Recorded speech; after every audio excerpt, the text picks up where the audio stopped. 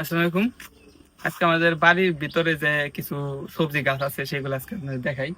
এটা হলো আমাদের বাড়ির সামনে যে রাস্তাটা, হ্যাঁ, রাস্তার এই সাইডে ডাম দিয়ে তারপরে এই যে বেগুন গাছ লাগাইছিলাম। এই যে দেখাই, এই ডামগুলো আবার দিচ্ছি কেমনি রটের পায়ের মতন দিয়ে উপরে ডাম বসাইছি, হ্যাঁ। এরপরে বেগুন গাছ লাগাইছি সুন্দরের জন্য। গাছগুলো এটা বয়স হচ্ছে অনেক, তাও 1-1.5 বছর হয়ে গেছে, অনেক বেগুন ধরছে, খাওয়া হয়েছে, কোনো সার বিষ ব্যবহার করিনি এখন থেকে। আর যেমন বেগুন এখন আছে এই যে ধরছে, গাছগুলো পুরো নিয়ে গেছে। আর 1 মাস 2 মাস পরে নতুন করে আবার ওটা উঠাই দিয়ে নতুন করে লাগাই দিই।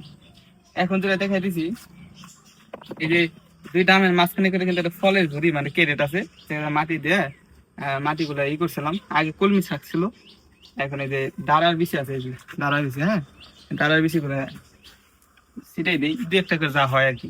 এটা আরো আছে এইদিকে। এইদিকে একটা রেট আছে হলো সস পাতা, বিলেতি সস বলে। এই যে বিলেতি সস এর আবার যে ফুল চলে আইছে, এই ফুল থেকে কিন্তু অনেক বেশি হয়। এই যে দেখা ওই জায়গায় সামনে থেকে, এই যে অনেক সুন্দর হয়েছে। এই যে এদিকে আছে কিছু, তারা বেশি লাগাই দিই। এই বেগুন গাছ কিছু নষ্ট হয়ে গেছে কারণ বয়স তো কমে নাই, অনেক বেশি। এগুলো ই করে দিতে,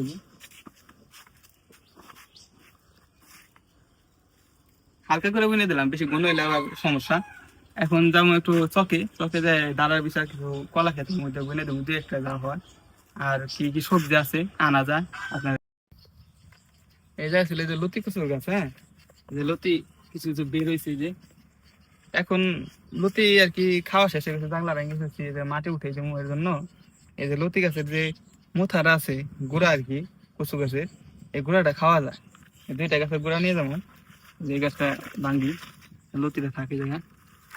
এই যে লতি কিন্তু বেরিয়ে দিচ্ছে, হ্যাঁ, এখনো।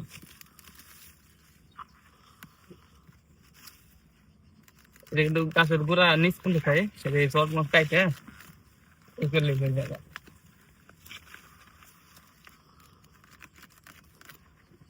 এবার লাগালে এগুলো কার্তিক মাসে, হ্যাঁ, কার্তিক মাসে লাগালি বর্ষাকালে আরো গাছ বড় হয়। আমার লাগানটা দেরি হয়েছে। ওই যে মুথাটা আছে না, এই মুথাটা ভাজি করে খাওয়া যাবে, এই জন্য আজকে নিয়ে যাবো। দাঁত পাতা মুটা কিছু কম ফেলাই দিয়ে নি, এই যে এটুকু নিয়ে গেলে আরেকটা উঠেই উঠেই।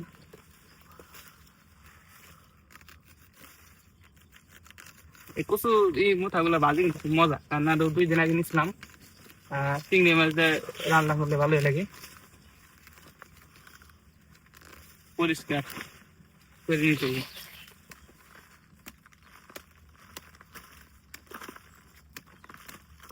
মানে একের পর এক কিছু সবজি যদি থাকে অল্প অল্প করে, তাহলে পারিবারিক চাহিদা মিটে যায়। আর মানে নিরাপদ সবজি, কোনো সার বিষের কোনো ব্যবহার নাই। সেজন্য সবারই একটু একটু জায়গা জোগা থাকলে পারে এটা করা উচিত। মানে দুইটাই করলাম। আর এইদিকে দেখি ধুন্দল আছে কিনা, এই ধুন্দলের রান্না ফুলে ভাঙ্গে বেশি অর্ধেক, আর অর্ধেক আছে ভাঙবো। এবার ওই যে এই ধুন্দল এখন আছে, হ্যাঁ, আরো পাওয়া যাবো ভিতর দিয়ে দেখতে হবে। ঠিক আছে, দেখ ওই ভিতরে আরো দেখুনি আরো আছে। আপনার দেখা এই যে এটা তো কালকে ই গাছ লাগাইছি, কলা গাছ, ই গাছ লাগাইছি। এই জায়গা দিয়ে আবার এই যে ইটা লাগাই দিই, এই যে আছে দাঁড়ার বেশিটা বুঝলি। কালকে সিমের গাছ লাগাইছিলাম, এই গাছগুলো যে এখন বাইচে গেছে, তুলতে পারে পাতা উঠে গেছে।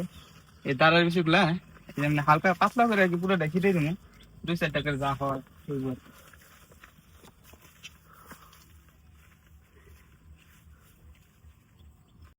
এই যে এই কলা বাগান এই সাইড দিয়ে এই করছিলাম, এই যে ভেন্ডি গাছ লাগাইছিলাম, ঢেঁড়স।